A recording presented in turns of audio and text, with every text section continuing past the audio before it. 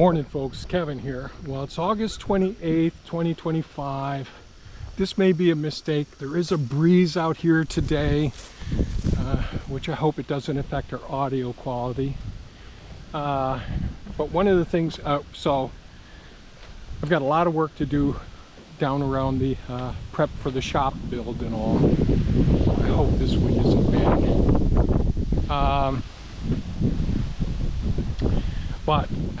And I've got a couple of shipments coming today. The steel doors, security doors. Man, look at this. Those are all weeds around all of our trees and hazelnuts that are all, overwintered last year. Man, oh man, what a problem that is. Here's one of the English oaks right here. The weeds are overcoming them. Well, so much for getting behind on that. And the weeds are in the horseradish here as well. I need robots. Anybody got a robot they can send over? I could really use that. So anyways, so I've got the steel doors coming today, and I've got some concrete, mortar mix, some blocks, some wire ties for the rebar. So those are the things I've got coming today, and I have to go take a look and see where some of the fruit trees are at, meaning in their stages of development for harvesting. We've been harvesting all the peaches earlier than what they should be, but because I didn't prune and thin them, limbs are breaking and that sort of thing. I still have some more peaches to harvest. Right now I'm up here in the third food forest, and I'm behind in everything here, of course. And here's the grapevines, which we won't be doing much with this year. Man, what a drought we've had this year. These are Concord grapes here, and I didn't prune them. This is the row of service berries I hadn't done anything with. Some of our plum trees here, that's a spot I took out a plum tree earlier this year. So I'm going to check on some of these apples now and see what I think. And I won't eat, yeah, so this one's not ready yet.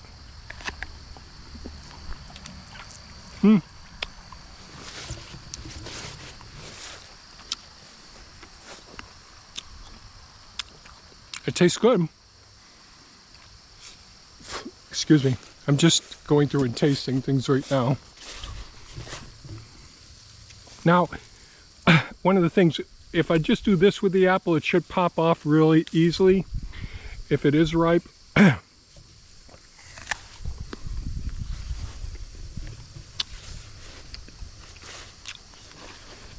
That's a nice tasting apple too.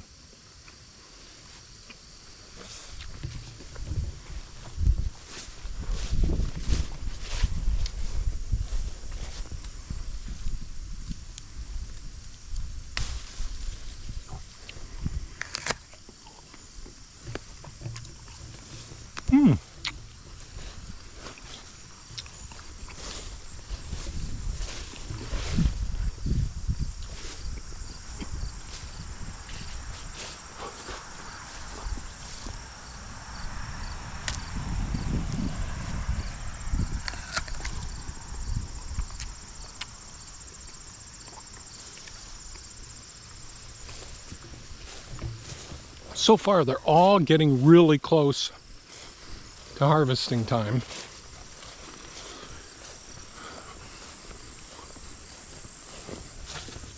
They're smaller than they usually are this year, but anyway.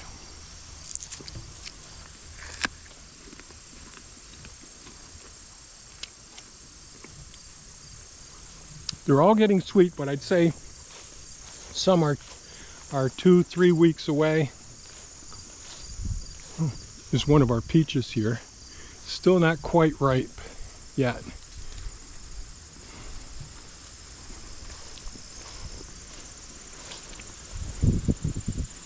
Small little apples on this one here. Somebody's had a little bite to eat. We'll take a quick look over here at Pond 1.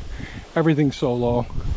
This service area, it's amazing that it still shows some life, given how dry, how bad this drought has been. Well, I think this is probably the lowest I've ever seen this pond.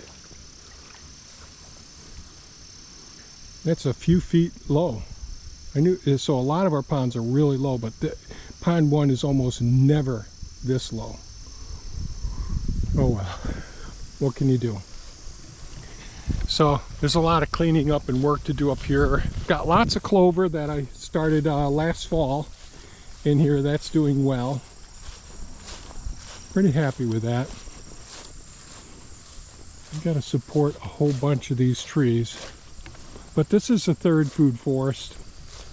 This is the one that it's really only been established now for just over a year. I have to keep an eye on the road up there to make sure that I see when the delivery trucks come. I did try this one, yep. So I think I tried most of the apples here. I have a couple that I didn't try that I'm not even going to harvest any from.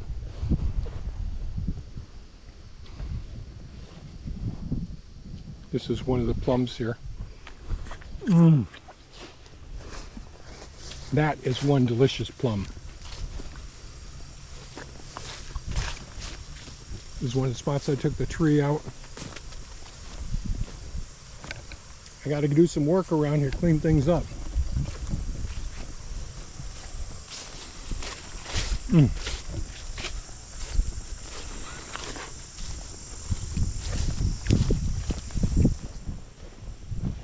Let's take a look at some of the trees in the second food forest.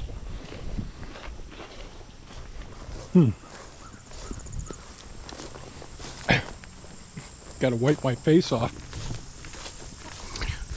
That plum is real juicy. It's so nice to be able to grow your own fruit and all. This is the area I still have more work to do around it. This is where I use the soil conditioner to take out some of the lumpy bumpies. There's a whole bunch more work that needs to be done here. Hazelnuts have been producing like crazy. Excuse me. There's Pond 2 over here, way down.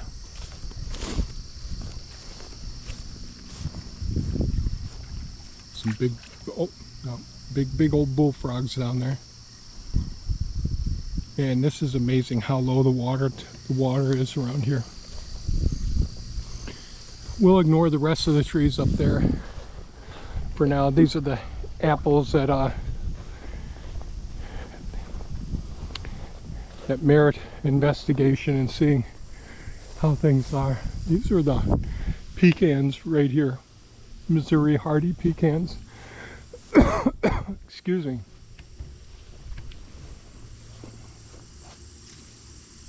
Yeah, not quite ready yet.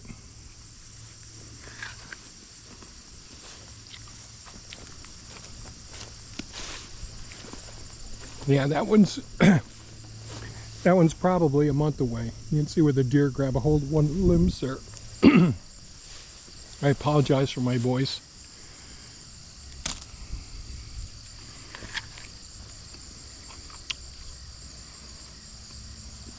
So this is another one. It's going to be quite a while.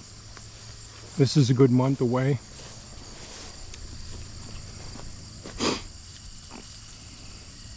And even you can tell by how tough they are to pull off the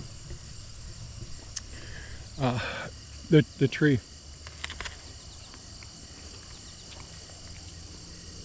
Sweet, but that one's a good month away.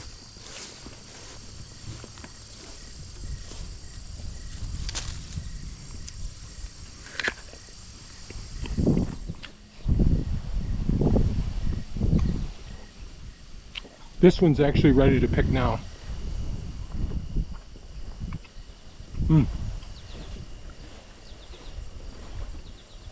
I'm not even going to bother with the pears over there. You see they've been eating everything, all the lower fruit off here. A little bit tougher to peel off.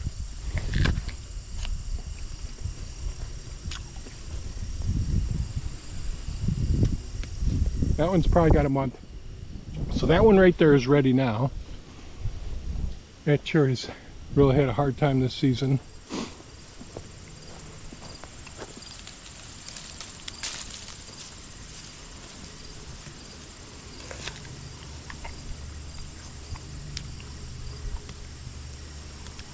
That's got a ways. Here's the persimmons. They're looking pretty good. Not until our first frost, though.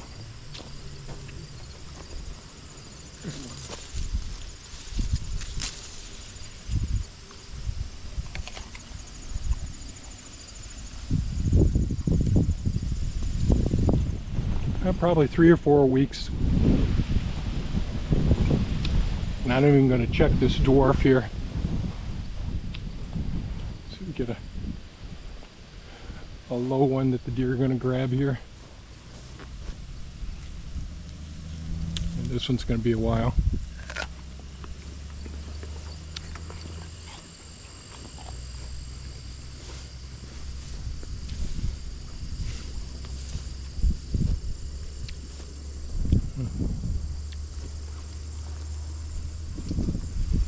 All our different pears here.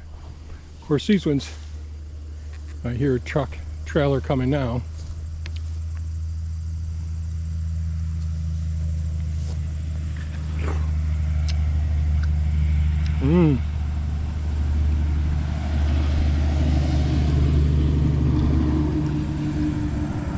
That pear's ready, and of course I got one of my major limbs up there that snapped off.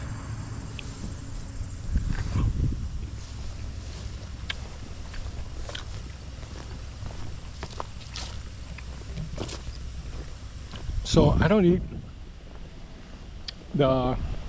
these pears very often, but they are good. Probably should harvest some of those too. Sorry about the wind.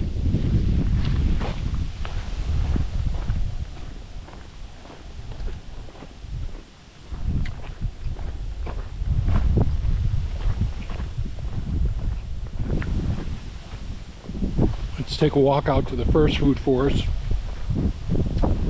That's the one I spend most of my time in. Let me get next to the building here. So I spend most of my time at the first food forest. See, when we get out away from the food forest where the trees aren't there, it gets pretty windy.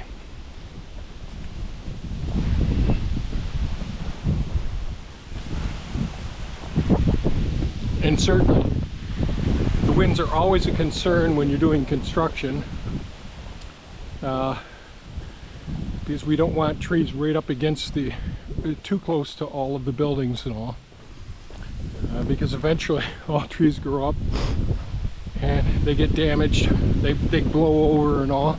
I've learned that over the years. So we'll get up here. We're getting closer to the food forest, but be a minute here.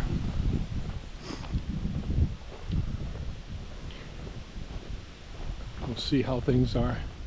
So that's it, the big Illinois mulberry right there, which is just about done producing fruit, but we haven't been harvesting it. Let's see these apples here.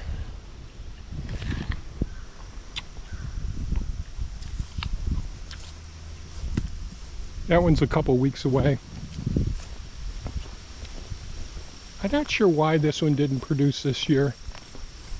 I really gotta, we only have a couple of apples in there. These are Honey Crisp in here. Since we only have a couple, I'm not gonna pull them right now. These are, I only see 3 of the apples on that tree. There's a hardy kiwi here. Illinois mulberry over here. Yeah, this one's just about done producing too. Wow, I gotta, if you ever get a chance, taste Illinois mulberries. Wow, are they delicious or what? They are, they really are. This apple didn't produce anything this year. That's a Russian mulberry. Don't care for those so much. My red delicious ones that I did a lot of pruning, I really haven't produced anything. Let's go over here and check this one here out. So this one I transplanted last year.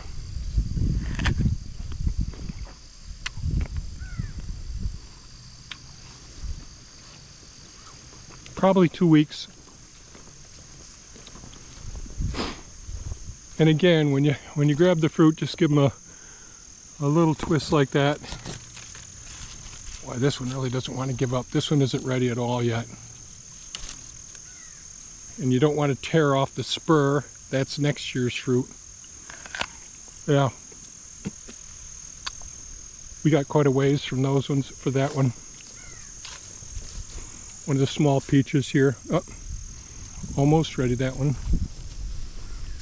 Did I check out the sample yet? No, I don't think I did. Yeah, the apples are smaller this year. Oh, now that one came off the way it should, nice and easy.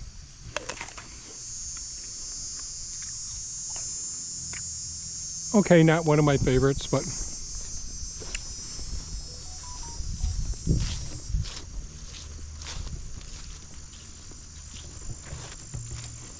see these peaches here. Not quite. Got a few more days. We'll come over here, and this apple tree usually produces so many, and they're so delicious. But I know that one isn't quite ready yet. Boy, they really peeled a lot of the apples off of this one here. Yeah, not quite ready yet.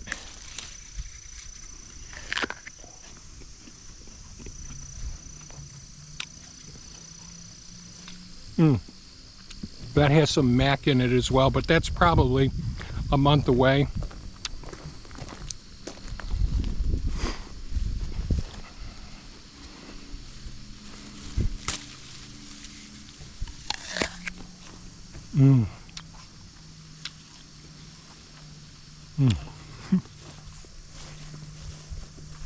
So probably a week or two away. Got to do some heavy pruning on this one here. Yeah, these ones are getting closer here. I'm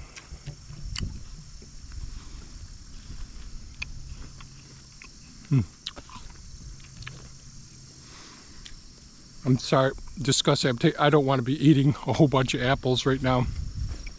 But this is one of the old school apples. Macintosh. Now it has a cross. I can't tell you specifically what this cross is, but it retains a lot of the flavor of the Macintosh. And I've always been a fan of the Macs.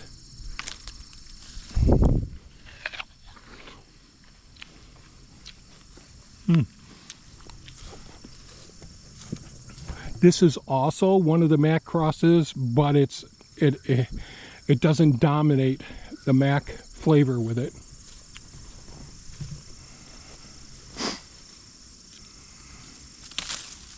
Now I got a ways for this one.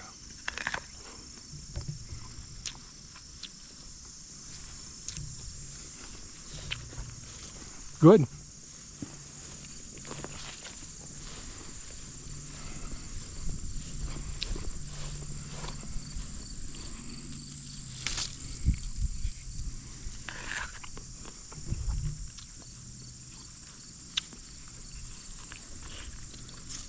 A few weeks away, a month away.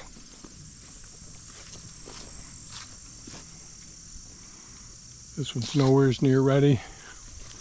Down amongst, this is the apple that was turned right over on its side. They'd pulled down. This one's quite a ways away as well.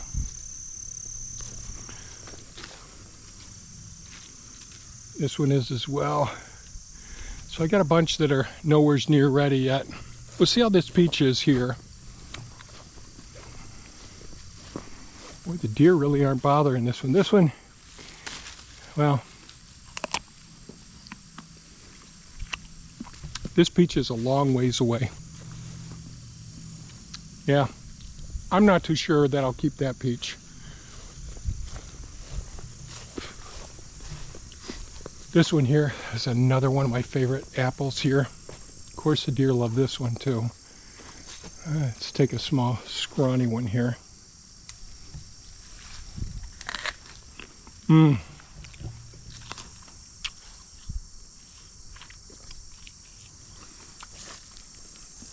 Delicious.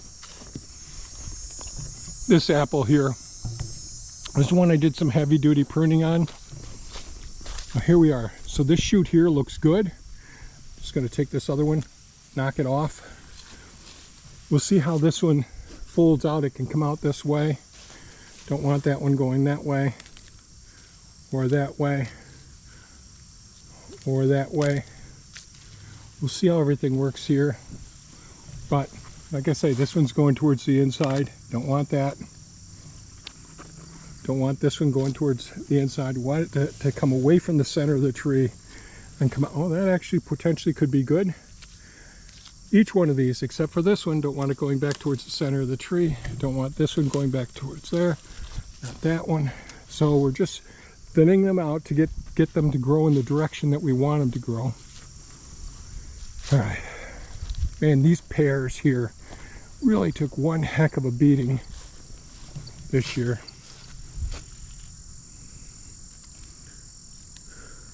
There's another Bartlett. And these apples, man, everything over here the deer got to, and it's deer droppings every place right in here. And they pulled a bunch over. No, that's a ways away. This one is too. I remember that one. Oh, the Asian pears. These will be close now. All right, let's grab one at these ones here.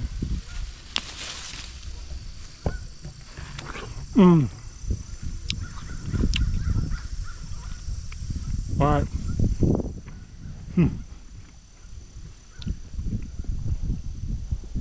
If you haven't eaten Asian pears, try them. They really are amazing. They're like a cross between an apple and a pear flavor, and they ripen up about the same time, this time of year, when the earliest apples are ripening.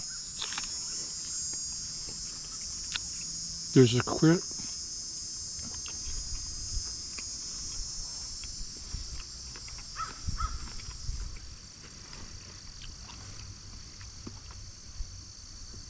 There's a crispness to them, a freshness to them. It's like a clean bite through them when you bite. And like sometimes there's more fibrous fruit versus more granular fruit. This has more of a granular to it, more like a pear than an apple. But boy, I really like the flavor of the Asian pears a lot. And this is a Chojour, C-H-O-J-O-U-R, I believe is the spelling. Man, I love these. This tree here, the apples, the deer pulled over.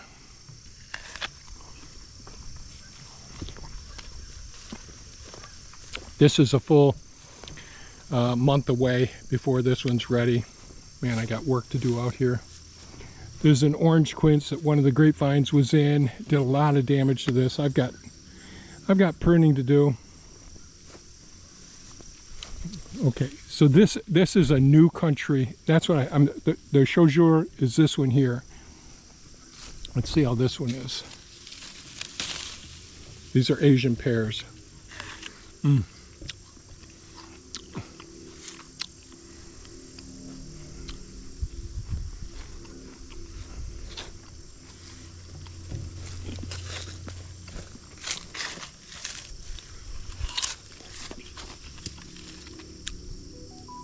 C-H-O,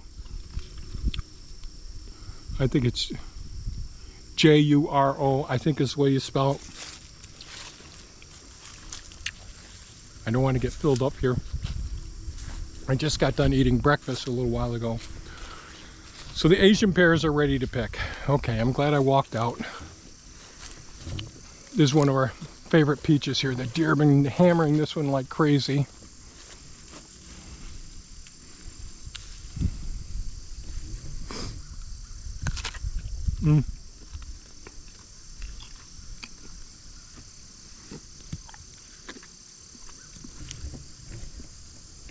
See a lot of the deer leftovers here. So that's another week away. At least a week away. So here's one of the pawpaws here. Pawpaw fruit. You see how much, you know, so when we get away from the food forest, all of the wind is there. We go up around the building and all, the dust and everything gets kicked up in your eyes. But being in the food forest, it gives you a beautiful, calm place to be. You know, unless we get those real high windstorms. These are really good, these ones too.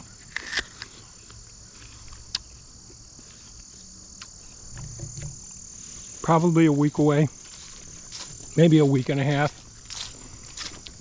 These couple of trees here really took a beating this last year, ripping off a few of the limbs when the snow came off of this roof.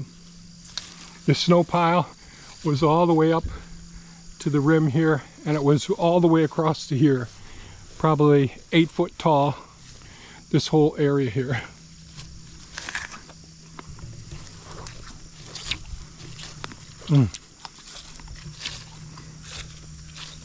I'm really looking forward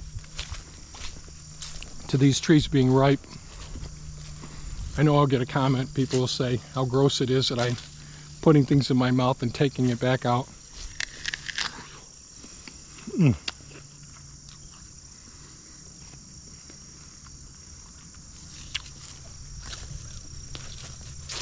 So the green apple, you know, it's the diversity in the flavor spectrums, and I don't have a vocabulary for describing these accurately.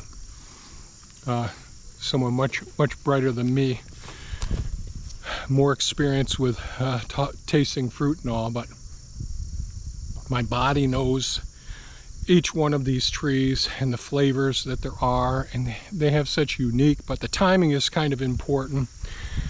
We can harvest these apples at this time, but there's no sense in going through. I think the first thing is to harvest the Asian pears now, and just maybe 1 or 2 varieties of the apples that we talked about being ready now. And that way it won't get overwhelming processing them. It's such a big job processing fruit. You know, I hand it to Thea. She's done this for so many years and all, and it's so much work to process the fruit. But I'm looking at all of this stuff as investments in the future, and as I get to know each one of these trees and the crosses that we develop over time, and we can make more of them, well, this will be something. Always starting new ones. One of my ideas is to always be recreating and starting new trees, so that and mixing some of the varieties as well, so that no matter what, in what conditions, because we have some trees that do extremely well in drought, and I can't tell you why some trees do so much better in a drought, or the trees that do much better in wet seasons. And some of the trees will produce a bountiful supply, an overabundance of fruit one year, but it'll only produce 1/10 that amount the following year. And I don't know all the reasons for these things, but the more experience I have with propagating these various varieties that we've been growing now for years, it seems like we've always, no matter what, whether it's a real wet season, whether we had a harsh winter or a mild winter, or if we have a big drought, we've always got some delicious fruit that's being produced. And we lose some trees. Sometimes we get some of the trees that are more susceptible to disease.